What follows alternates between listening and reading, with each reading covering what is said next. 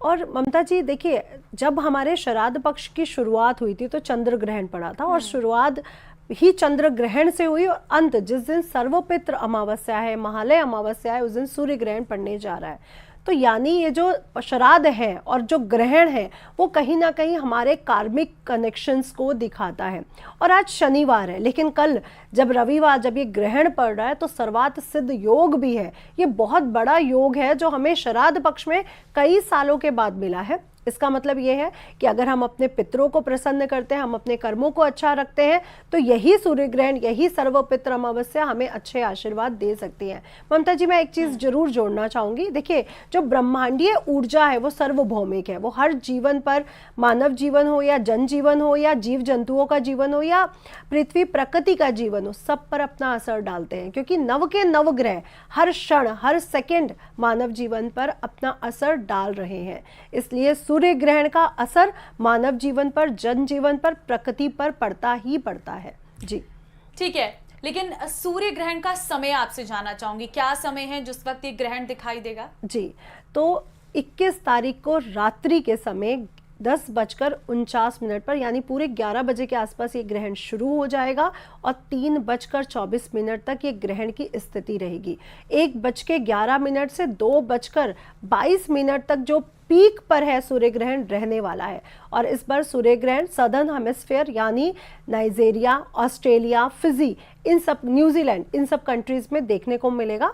भारत में ये देखने को नहीं मिलेगा क्योंकि मध्य रात्रि रहने वाली है, इसलिए सूतक पातक भी मान्य नहीं रहेगा। जी, तो मतलब राशि और नक्षत्र की अगर हम बात करें तो क्या रहेगा सूर्य ग्रहण पर? जी, सूर्य ग्रहण कन्या राशि के उत्तरा फाल्गुनी नक्षत्र में लगने जा रहा है, और उत्तरा फाल्गुनी नक्षत्र वालों को और कन्या राशि वालों को इसका इम्पैक्ट जो देखने को मिल सकता है वो हेल्थ संबंधी रह सकता है, कि कन्या राशि वाले हेल्थ संबंधी थोड़ी सी इनको दिक्कतें हो, क्योंकि सूर्य ऊर्जा है, सूर्य आत्मा है, सूर्य सरकार है, सूर्य शासन है, और सूर्य हमारे बॉसेस भी हैं, और हमारे शरीर की अगर बात करें तो हड्डियां हैं। तो कन्या राशि वालों को कुछ दिन हेल्थ संबंधित प्रॉब्लम हो सकती हैं, इसलिए कन्या राशि वाले उत्तराषाढ़ा नक्षत्र में जिन्होंने जन्म लिया है थोड़ा सा अपना ध्यान रखें।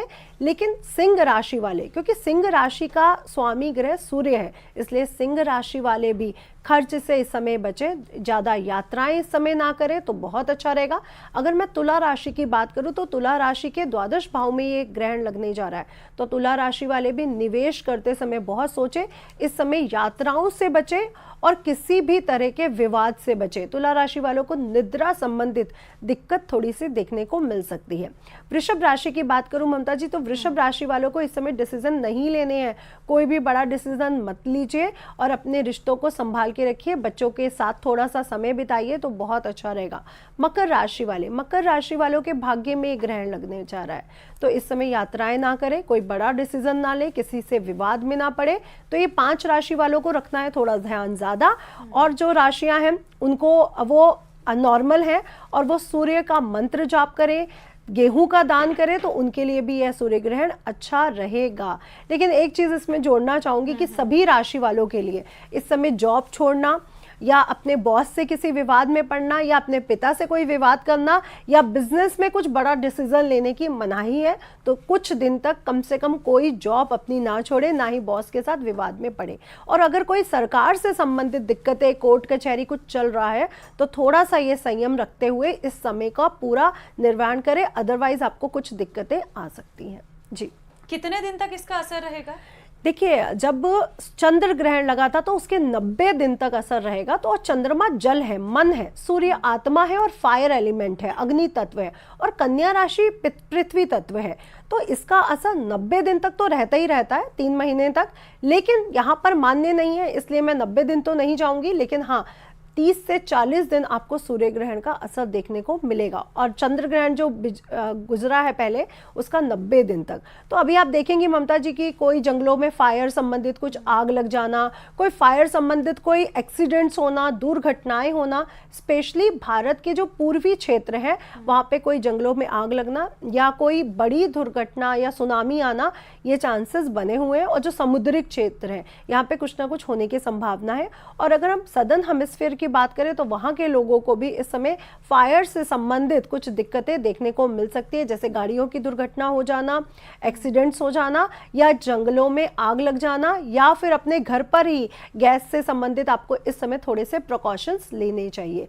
और अगर मैं सरकार की सत्ता की बात करूं तो बड़े बड़े राजनेताओं का बीमार पड़ना या विवाद में आना या फिर अपने पोस्ट को छोड़ना, चाहे वो हेल्थ के कारण हो या वो कोई भी कारण हो, लेकिन ये भी होने के चांसेस बनते हैं, क्योंकि भारत की सरकार हो या पूरे देश, जो देश विदेशों में जो भी सरकारें चल रही है उसको गबन सूर्य देवता करते हैं, तो सभी पर इसका इम्पैक्ट देखने को मिलेगा।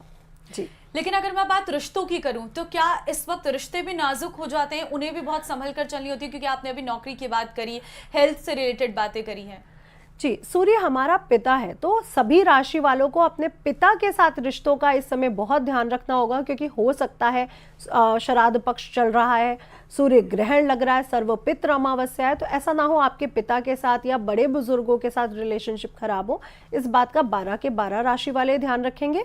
लेकिन कन्या राशि और मीन राशि वाले अपने पार्टनर के साथ भी अपने रिलेशनशिप का बहुत ध्यान रखेंगे, क्योंकि कन्या राशि और मीन राशि के रिश्तों में भी दाम्पत्य जीवन में दरार आती हुई नजर आ रही है। आप इसका ध्यान रखें। और उसके बाद से नवरात्रे शुरू हो रहे हैं ममता जी, तो अगर नवरात्रों में माँ को गुलाब के फूल में शहद रख के भोग लगाया जाए और उसका बाद में प्रसाद के रूप में हस्बैंड वाइफ दोनों अगर ग्रहण करते हैं तो आपके दाम्पत्य जीवन में जो खटास आ सकती है, इस कारण वो आपकी समाप्त हो जाएगी। जी। लेकिन भले ही भारत में ग्रहण दिखाई नहीं देगा, सूतक काल नहीं लगेगा, लेकिन उसके बावजूद भी हम देखते हैं कि धार्मिक जानकार ये कहते हैं कि हमें तब भी सावधानी बरतने की जरूरत है। जी, मैंने बोला ना कि जो ब्रह्मांडीय ऊर्जा है वो सर्वभौमिक है, वो चाहे रात्रि है चाहे दिन है या कोई भी समय चल रहा है, वो अपना मानव जीवन पर असर डालती है। देखिए 9 के 9 ग्रह मानव जीवन पर असर डाल रहे होते हैं, चाहे आप गर्भ में हैं चाहे गर्भ के बाहर है, तो वो मानव जीवन पर अपना असर डाल रहे होते हैं। और ये हमें देखने को मिलता ही है कि आपने देखा कि हमने जो कर्म किया उसका फल हमें मिला है। आप अपने पिता से विवाद करके देखिए, आपको जॉब्स में प्रॉब्लम्स आनी शुरू हो जाएंगी। आप अपनी माता के साथ विवाद करके देखिए, आपको दिखेगा कि एंजाइटी, डिप्रेशन, मानसिक उलझनें आपकी बढ़ती जा रही हैं। तो हर ग्रह हर क्षण अपना असर मानव जीवन पर डाल रहा है। नहीं तो ममता जी कुंडली एक सेकंड में चेंज हो जाती है, अगर नवग्रहों का असर नहीं होता तो कुंडली कैसे चेंज हो जाती। तो नवग्रह अपना असर डाल रहे हैं, भले ही भारत में इसका असर देखने को नहीं मिल रहा है, सूतक पातक नहीं है ग्रहण का, ग्रहण काल के समय रात्रि समय होने के कारण यहाँ पे उसका इम्पैक्ट नहीं है, लेकिन मानव जीवन पर, प्रकृति पर, जनजीवन पर और जीव जंतुओं पर इसका पूरा पूरा असर देखने को मिलता है। जिनकी कुंडली में सूर्य ग्रह कमजोर होंगे, किसी भी तरह से राहु के साथ, शनि के साथ होंगे, तो उनके साथ तो बहुत सी प्रॉब्लम्स आपको देखने को मिलेंगी, क्योंकि जहाँ पे कन्या राशि में सूर्य ग्रहण लग रहा है उससे 180 डिग्री पर मीन राशि में शनि ग्रह विराजमान है, तो ये पितृ दोष को भी दिखाते हैं।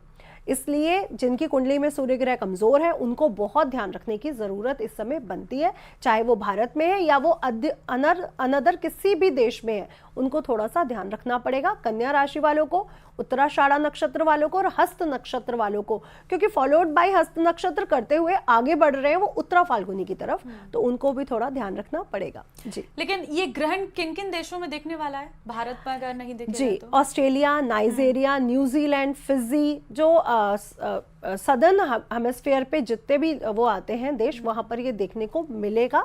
लेकिन नेपाल, पाकिस्तान, श्रीलंका, भारत, यहाँ पर इसका कोई भी इम्पैक्ट नहीं है देखने वाला। लेकिन देखिए ये दार्शनिक चीज़ है, क्योंकि लोग इसको बहुत देखना चाहते हैं, बच्चे बहुत वो रहते हैं कि सूर्य ग्रहण को देखना है।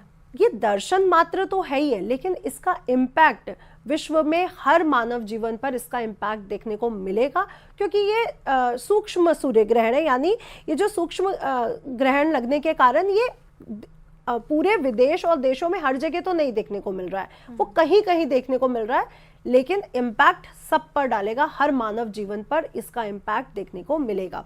देखिए कहा जाता है कलयुग में जब जितने सूर्य ग्रहण पड़ते हैं उतनी कलयुग की आयु खत्म हो जाती है, उतनी वो कम हो जाती है, ऐसा हमारे शास्त्रों में नियम अनुसार लिखा गया है।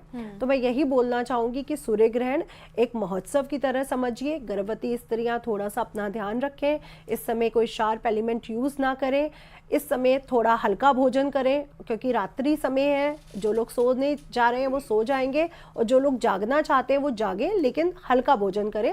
और जो लोग बीमार हैं, वृद्ध हैं, बच्चे हैं, वो लोग भी भोजन कर सकते हैं और अगर सोना चाहे तो सो सकते हैं। ये शास्त्रों में नियमानुसार लिखा गया है और विज्ञान भी यही कहता है कि गर्भवती महिला को ज़्यादा देर भूखा नहीं रहना चाहिए, और बुजुर्गों को भी नहीं और बच्चों को भी नहीं।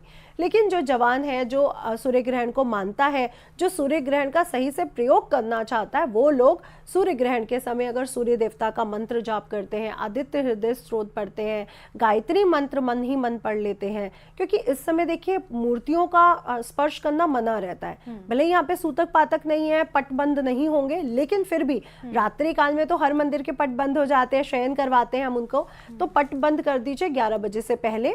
और उसके बाद आप कहीं पर भी बैठ के अपने मंत्रों का जाप, गुरु मंत्र, कुल देवी का मंत्र जाप कर सकते हैं। और जो लोगों को सूर्य कुंडली में अच्छा नहीं है, पिता से विवाद रहते हैं, आंखों की बीमारियां हैं, हड्डियों में दर्द रहता है, या शासन प्रशासन सरकार से कोई ना कोई केस या कोई ना कोई दुविधा चल रही है, वो लोग आदित्य हृदय स्त्रोत का जाप करना बिल्कुल भी ना भूलें। आप देखेंगे कि आपको तरक्की, नेम फेम और पिता के साथ और बॉस के साथ आपके संबंध भी मजबूत होंगे। सूर्य ग्रहण 3:23 पे समाप्त हो जाएगा। इसके बाद जो लोग सोना चाहते हैं वो सो सकते हैं, जो लोग अपना शुद्धिकरण करना चाहते हैं, शुद्धिकरण वो कर सकते हैं।